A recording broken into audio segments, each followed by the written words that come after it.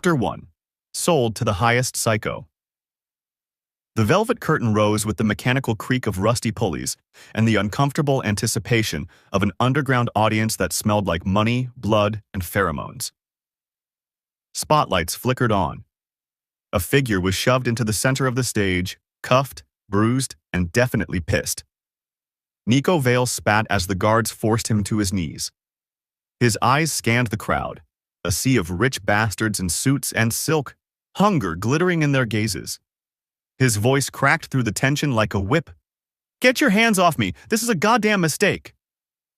The auctioneer chuckled nervously, adjusting his bow tie like he hadn't just signed his own death warrant. "Ladies and gentlemen of taste, our next Omega..." He glanced at the nameplate in his hand, then blinked. Nico Vale. Seems to have been accidentally registered. Our apologies, of course, but, well, rules are rules. Starting bid, 5 million. Laughter rippled through the crowd. Nico jerked against the chains around his wrists. "I'm not an Omega, you asshats. I'm an Alpha. Someone is going to die for this." And that was the truth. He was an Alpha, an ex-con, a former con man with a specialty in identity fraud and luxury theft. He had scammed senators, seduced CEO heirs, and lived like a king until the Mafia syndicates caught wind. He'd narrowly escaped a kill order from the Eastern Cartel by faking his death in a yacht explosion. This auction? This wasn't supposed to be real? He had been in hiding. Flashback 2 days ago. Nico was sleeping on the floor of a rundown safe house near the coast, eating stale crackers and reading a trashy romance novel. The safe house had been arranged by his only friend, Jules, a hacker who owed Nico a debt. The knock at the door had been soft. Too soft. "Room service?" a fake cheerful voice called. Nico barely stood before the gas grenade rolled under the door. He woke up bound, blindfolded, and shoved in a transport van. The men around him wore suits, smelled like expensive cologne and moral decay. "Another fake Omega?" one muttered. "The barcode says he's registered. Mistake on someone else's end, maybe. Doesn't matter. The Enigma elite will love him either way." His registration number had been forged. Someone had used his old ID from the brothel he once conned 2 years ago, when he posed as an Omega to rob a diplomat's son. It was that name, that file, which got him flagged and sent into this black market hellhole. Someone had sold him out. Back to present, 10 million. A voice from the left wing of the crowd jolted Nico. He twisted to look, panic rising. 15. 20. The bidding climbed fast. A former Alpha turned Omega? Rare. An Alpha mistaken as Omega? Priceless. And the fact that he was attractive, sharp-mouthed, and visibly furious. Well, to some sickos, that was dessert. 50 million. A hush fell. People turned. And then a single dispassionate voice. 100 million. Silence. Audible gasps. The bidder sat at the highest box, hidden behind black glass paneling. But when the spotlight slowly tilted up, the bidder stepped into the light. Tall, impossibly elegant. A black obsidian suit, platinum cufflinks shaped like snake eyes, jet hair slicked back, highlighting cheekbones so sharp they could slit throats. And those eyes, crimson-tinged gray, glowing faintly with Enigma power. Cassian Thorne. High-class Enigma. Unkillable criminal monarch. The kind of man who didn't walk into rooms. Rooms reshaped themselves around him. Nico froze. No, he knew that man. Another flashback 3 years ago. Nico had just conned his way into a diplomatic gala in Vienna, wearing a stolen tux and a fake ID. His target? A minor royal from a small, corrupt country. And then he bumped into him. Cassian Thorne, younger then, standing alone on a balcony, holding a champagne glass like it offended him. Their eyes met. Nico had flashed a smirk. "You look like you're debating world domination or dinner." Cassian had blinked, stunned. "Can't I do both?" They talked for 3 minutes. Nico vanished afterward. Cassian had never forgotten. Back to auction. Cassian stepped forward, voice smooth like smoke over silk. "Wrap him up. I'm taking him home with me. And be gentle with him. The guards hesitated. Cassian's smile dropped by a fraction of a degree. It was a subtle shift, but people in the audience flinched as if the air had cracked. The guards obeyed very quickly after that. Nico struggled harder. "Let me go! You can't buy people!" Cassian stopped in front of the stage, meeting Nico's glare head-on. "I didn't buy a person, I bought you. There's a difference." "There's not. There is to me." Cassian reached out, his gloved hand brushing Nico's face, with the reverence of a worshipper touching a god. "You're finally mine, Nico." "And Nico?"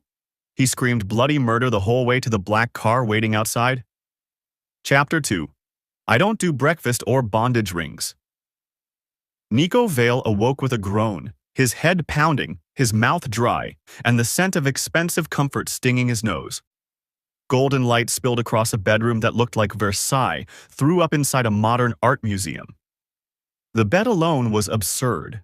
Velvet sheets, 24K gold accents, silk pillowcases embroidered with some kind of mythical wolf-dragon hybrid crest. The walls were a mix of abstract gold leaf art and framed newspaper headlines, all featuring one name, Cassian Thorne.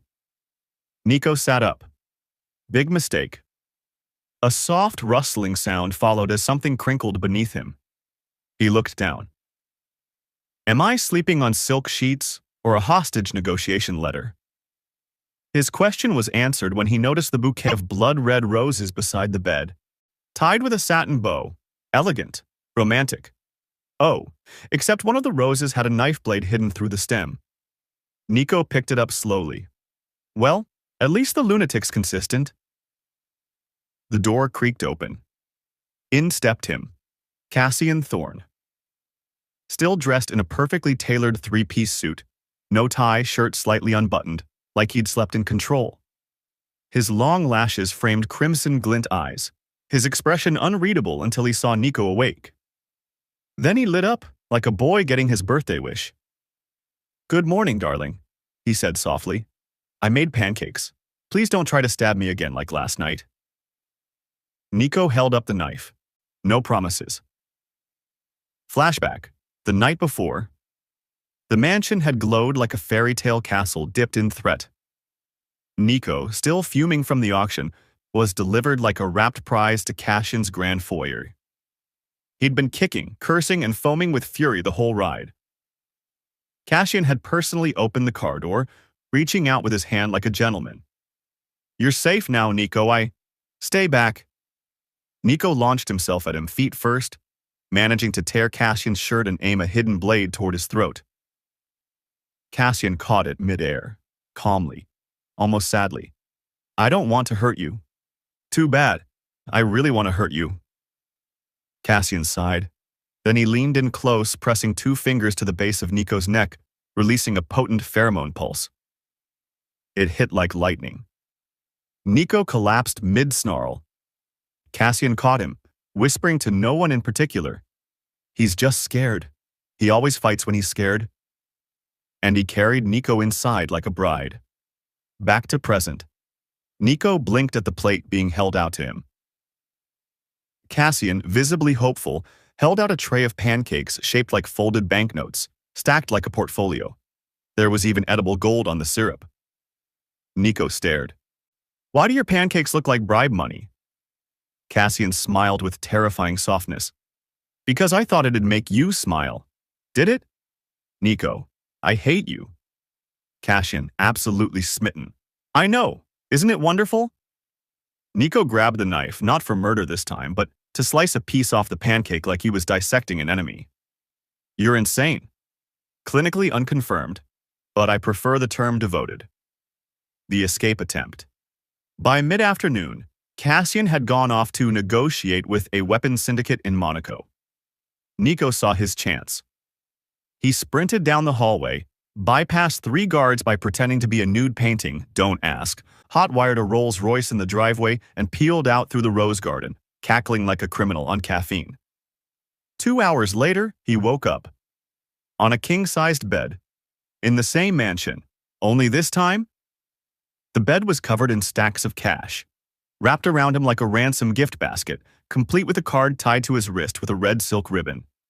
"You forgot your wallet, so I brought the bank, Cassian." Nico let out a long, loud scream. Later that night, Cassian sat across from him at the world's most uncomfortable romantic dinner table. There were floating candles, a live string quartet, and fresh oysters. Nico stabbed his food like it owed him rent. "You're holding me prisoner. You're being pampered. There's a difference. I tried to escape, and I made sure you landed on money instead of the pavement. That's love, Nico." Nico squinted at him. "You really think this is going to work? Kidnap me, pamper me, stalk me? Oh, and get this, people. He put a tracking bracelet on my ankle that glows when I'm mad." Cassian leaned forward, whispering, "It sparkles, like your eyes when you're angry. I hate you." Cassian raised his wine glass. "To mutual obsession." That night, Nico laid in bed again, this time not bound, and definitely not willing to admit the mattress was nicer than anything he'd ever slept on. He rolled over. On the nightstand, a plush stuffed wolf in a tiny suit, holding a fake ring box. Inside the box, a piece of chocolate, shaped like a grenade. A note tucked beneath it. "Boom, you're mine." Nico threw a pillow across the room and growled, "Screw you, Cassian." From the hallway, faintly, "That's the plan, sweetheart." Chapter 3. You what? It had been 5 months since Nico was bought at an underground mafia auction by the world's most dangerous enigma. In those 5 months, the following had occurred. Cassian had gifted him a yacht shaped like Nico's head. Nico had tried to stab Cassian during brunch. Again. Cassian had cried when Nico accidentally wore the cufflinks he gave him. Nico had denied liking any of the 417 gifts Cassian had given him, despite clearly keeping all of them. Their life was a never-ending loop of luxury, insanity, and emotionally repressed romantic chaos. Nico had moved into Cassian's private island mansion, which had a diamond chandelier shaped like a wolf howling at a bar graph, 4 private chefs, and an emergency room that was used exclusively for dramatic fainting. Cassian continued to be violently in love. Nico continued to be violently in denial. A typical morning. Nico walked into the grand dining hall, still half asleep, wearing fluffy socks with little knives stitched on them. A gift from Cassian, of course. The long marble table was filled with food he didn't ask for. Caviar pancakes, croissant towers, and a cappuccino that had a latte art of his face frowning. Cassian sat waiting, hands neatly folded, grinning like a golden retriever with a hit list. "Good morning, my menace. Did you sleep well in our bed that cost the GDP of Norway?" Nico. "You bought 3 more countries last week, Cassian. Stop flexing." "I bought them for you." Nico. "What am I supposed to do with a country?"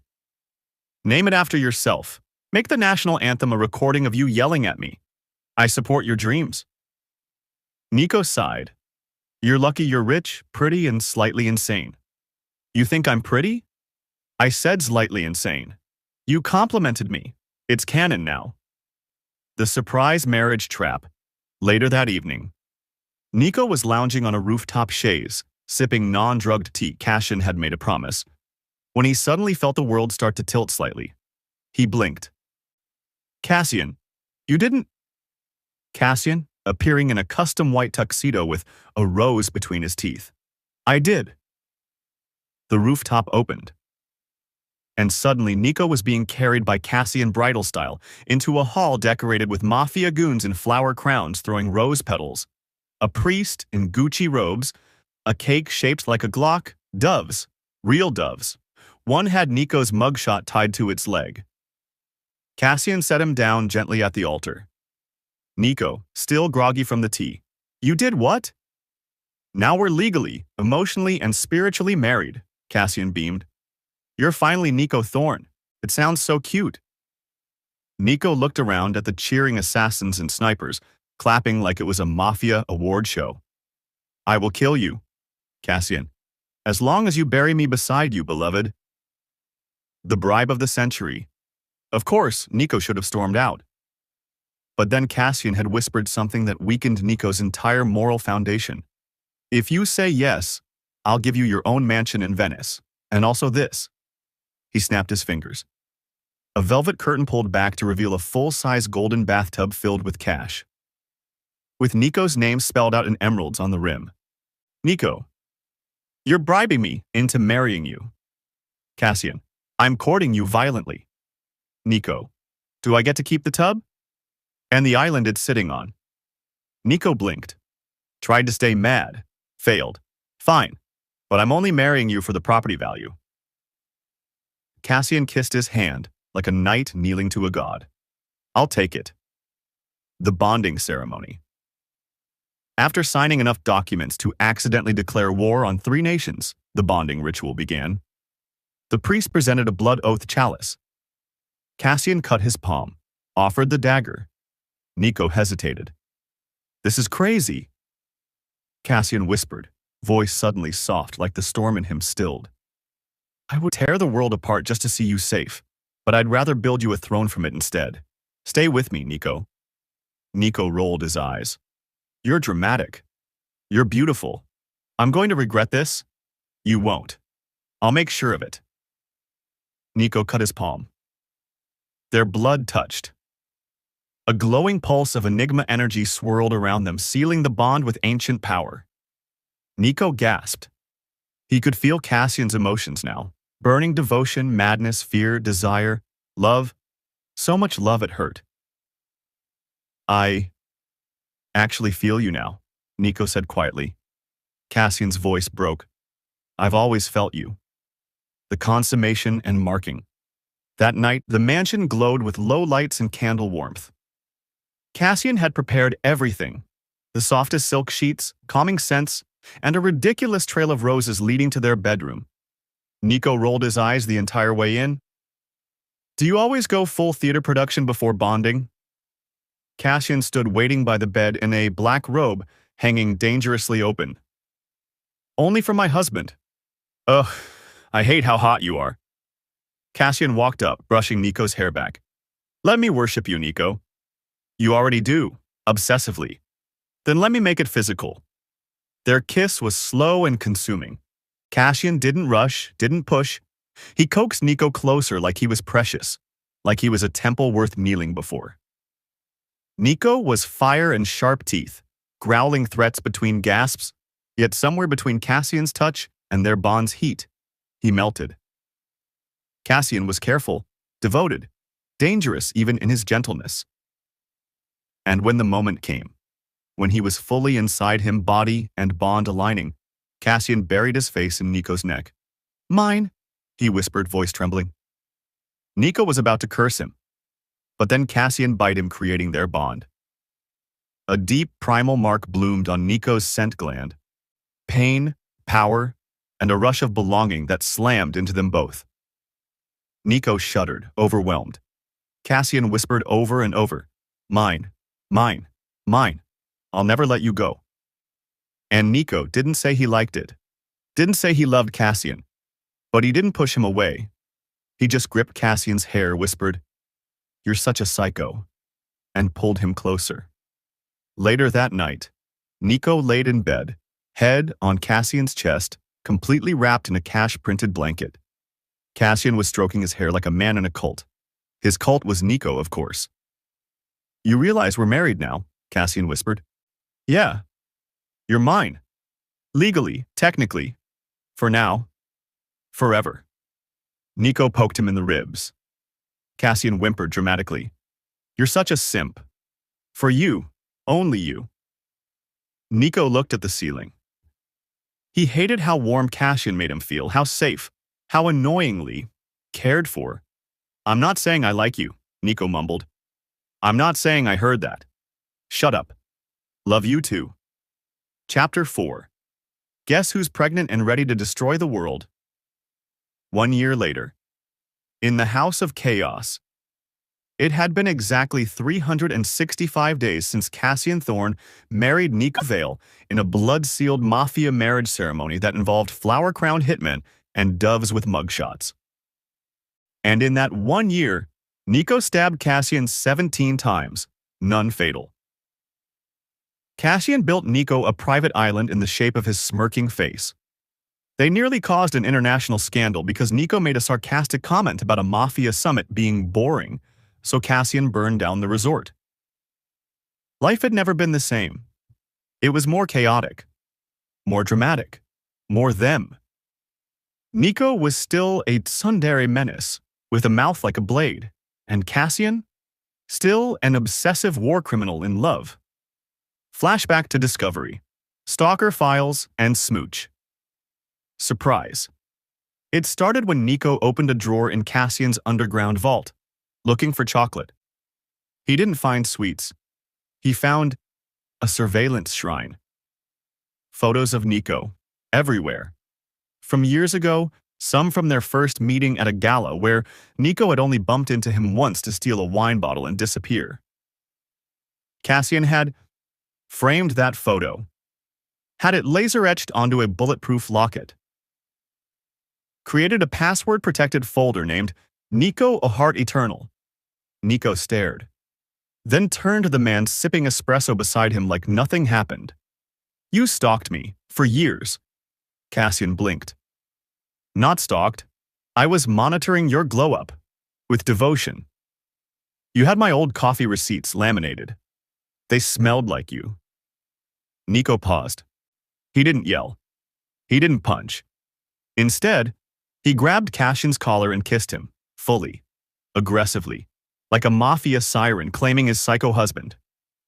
Cassian froze, eyes wide, and then fainted, on the floor, in his own suit, still smiling. Something's off? A few weeks later, Nico woke up and couldn't stand the smell of truffle eggs. Threw up after seeing gold leaf on toast. Screamed at Cassian for breathing too loudly. And then came the real horror. He couldn't touch his favorite blackmail ice cream without gagging. Cassian stood at the doorway, holding a plushie of Nico, life-size. Sweetheart, you okay? Nico looked at him. Either I'm dying, or I'm pregnant. Cassian dropped the plushie. You're what? The test. 30 minutes later, in a bathroom that looked more like a luxury cathedral. Nico stared at the 3 glowing test kits. Cassian held a bottle of non-alcoholic champagne, already crying. Oh my God, you're growing a baby, our baby, inside your angry little body. Nico blinked slowly. I'm going to set your suits on fire. Cassian nodded, sniffling. You can burn them all. I'll wear garbage bags if you want. You got me pregnant, you stalker psycho idiot. I love when you talk dirty to me. The chaos begins. Cassian immediately entered paternal god mode. Do you want the Eiffel Tower dismantled as a baby shower gift? Or maybe build a mansion in Tokyo shaped like your eye roll? I can do both.